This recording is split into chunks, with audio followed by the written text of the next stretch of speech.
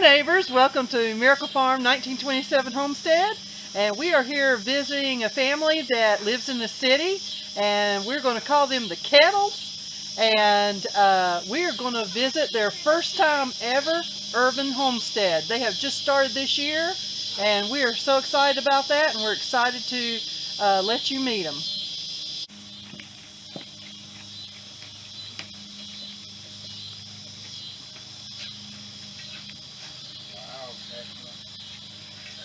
Hi guys! Aloha. Hi. This is Ma Kettle and 6 of her 11 children. And this year they have just started with their small garden and chickens, and they are going to give us a tour. So here we go.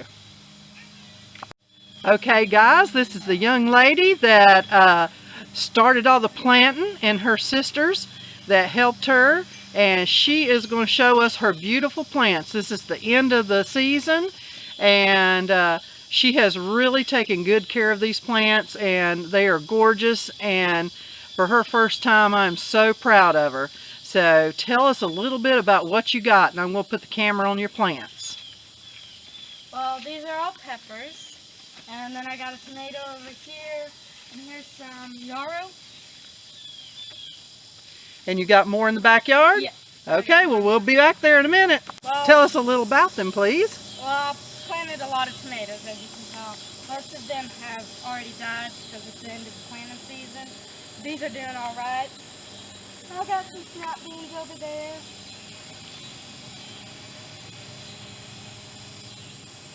Oh, and these are beans over here? Yeah. Oh, so you got 2 raised beds. Yeah, I did this later in the year. And you're just about the only one in the family that is interested in growing things? Yes. Okay, but y'all tell me how you came up with this idea, and where you got your materials from. Well, we got a lot of materials from you, the plants, the seeds, but the wood around the garden, me and my sister decided one day after our neighbor cut a lot of trees down, he said we could have the big trees that were around, so we went over there and we chained up them and dragged them over here and lined it out, and it wasn't quite big enough, so we had to do it a little bigger later in the season. But she got all these tomato plants, gorgeous. They were growing so She good. planted them from seed, didn't she? She did so good. She worked so hard on it. Yeah, I you was can't very be in there, proud okay? of her. And then she wanted to do some beans later in the season, so she came over here and she did another one. She's still fertilizing the ground over there with compost. That is like vegetables and eggshells and just minerals and vegetables that'll break down and help nutrients the ground. And there's some beans right there, and she's done such a great job.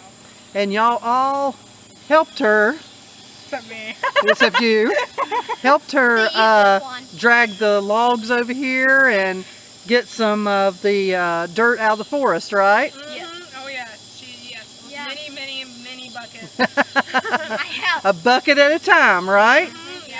Yep. But even though you didn't have a lot of resources, you did it anyway, didn't you? Yes. And there is some beautiful, look at the tomatoes still on there. I'm seeing salads in your future. They are absolutely gorgeous. So now we've got another young lady over here that is our poultry gal. And she's going to tell us about her backyard chickens.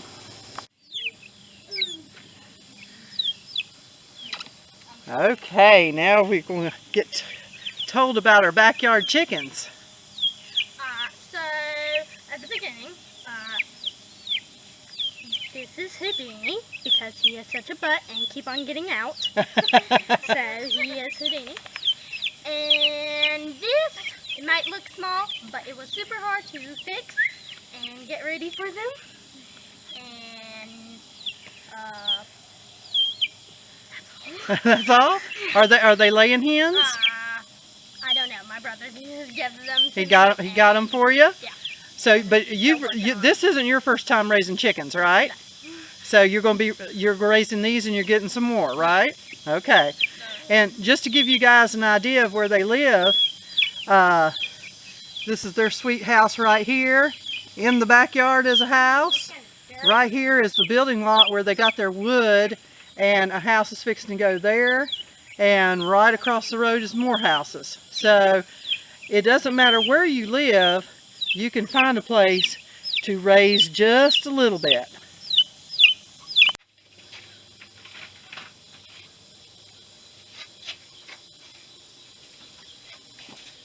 Okay, big sister, tell me a little bit about this room. Well, this is our junk room. We have put a lot of stuff in here over the years just so it wouldn't get water damaged or stolen by chance. But it has a lot of good stuff in here. There's burning oil, and there's bed parts, and there's a whole bunch more stuff I just can't go into. But we are going to start cleaning this out and start turning it into a utility shed.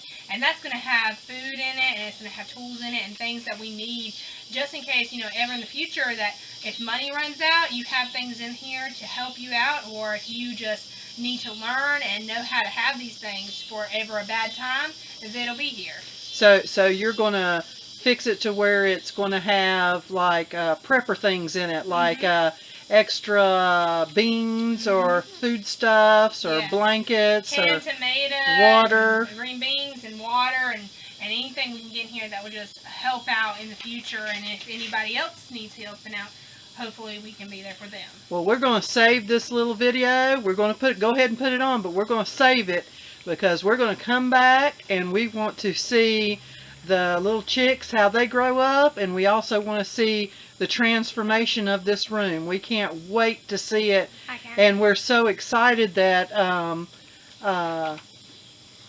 even though y'all live in the city, you're utilizing what you have, and that you're going to use it for homesteading and prepping and making sure that your family's safe and secure and always has something to eat. Getting started on it. Getting started. You got to start. Exactly. You got to start somewhere. Finding a place to be able to put, because I know a lot of this stuff in here wouldn't be in here if it wasn't good stuff. It's just finding another place for it, because this comes right off the kitchen, and making this a storage, pantry, prepping area is going to be absolutely amazing. And I know it's going to be hard work, but I trust that y'all can do it, so I can't wait for this transformation. And I know everybody else is going to want to see it too.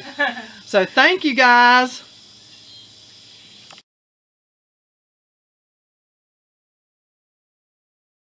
Good morning, neighbors.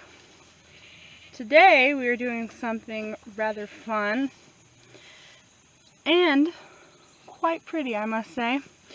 I'm going to be harvesting our sunflowers out of our wildflower mixes so we can save seeds to plant them next year. And here is my first culprit. Look how he broke off at the top because the head was so heavy. Look at that beautiful head. And since he was on the ground, the birds didn't get to him, so all of the seeds are still intact. So I got several of them to do. I have my little basket and clippers right here. I'm very distracted by all the little buggies and flowers though. They're so pretty. Not the flowers that I'm saving seeds from today, but they're so pretty I just can't help but come over here and admire them. So I'm working on my second sunflower culprit right now. So we're cutting them off a little over a foot long. They're stems. Let's see if I can come in here.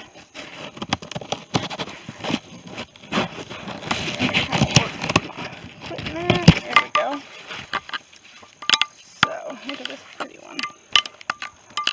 There we go. Going for a little ride. And then after you cut it a little over a foot, probably like 16-18 inches, then you cut each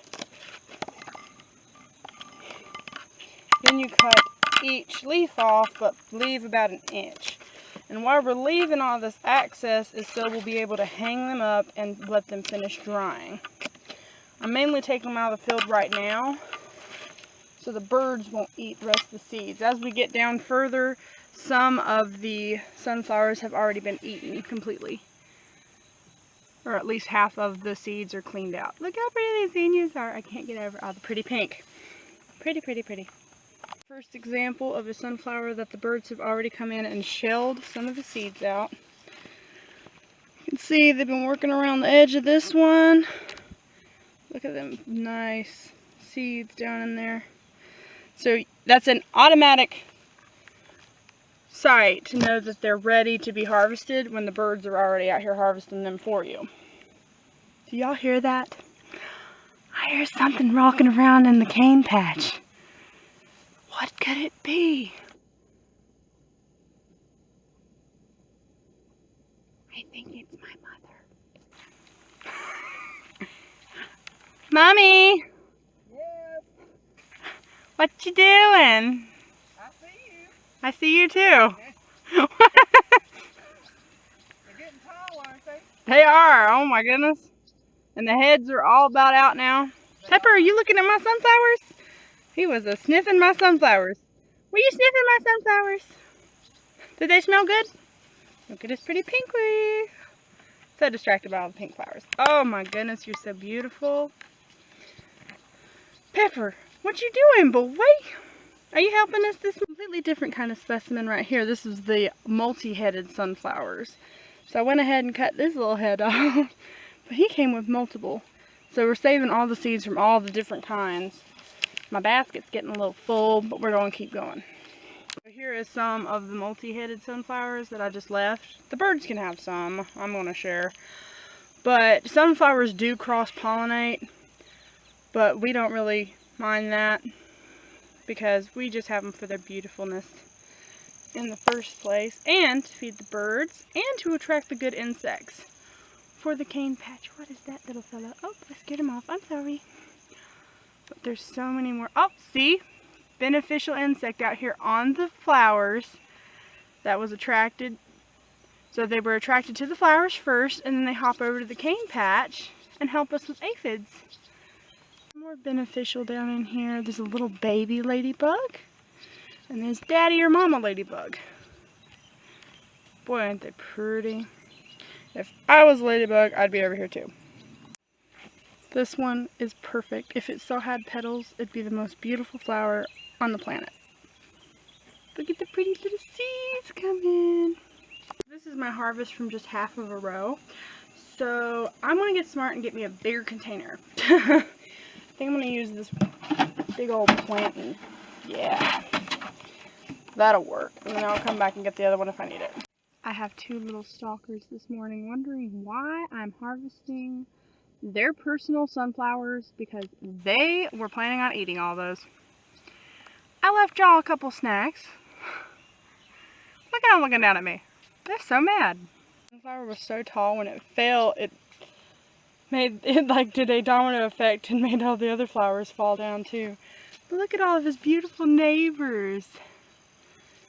I'm gonna go down here and see if I can get this big boy out.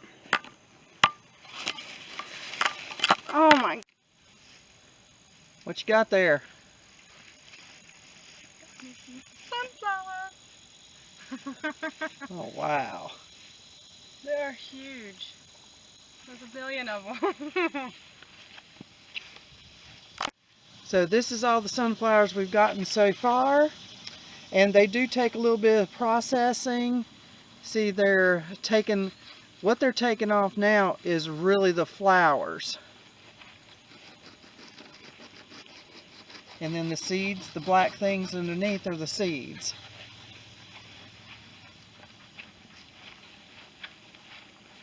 And as they dry, the more they dry, the easier those flowers are to come off. So it'll take us a couple days to do these on our break. This is where we sit up here when we've been in the field to take our break. And at least we got them saved from the birds. And as long as we don't leave them here too long, the mice won't find them, because the mice have plenty to eat in the field. So we'll be taking the flowers off like Righteous is doing now, and then we'll be hanging them up.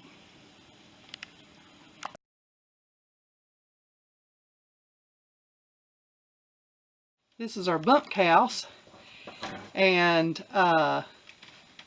this house already had hooks in the ceiling for hanging ham, And this is where we let the kids bunk out up here.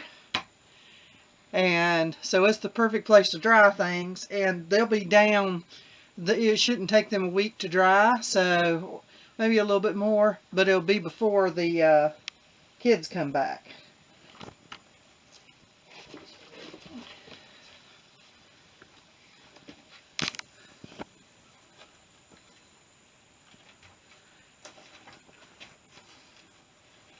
He pulls it through that hole, ties a little knot up there.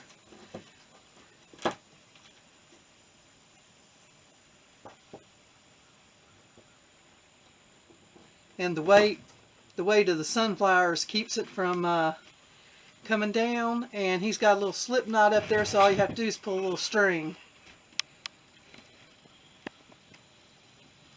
I'm all hung up. And we ran out of hooks, so we hung a couple on the door. Now they're really supposed to be in the dark, but we don't have that option, so we're just thankful for this. And we use what we got.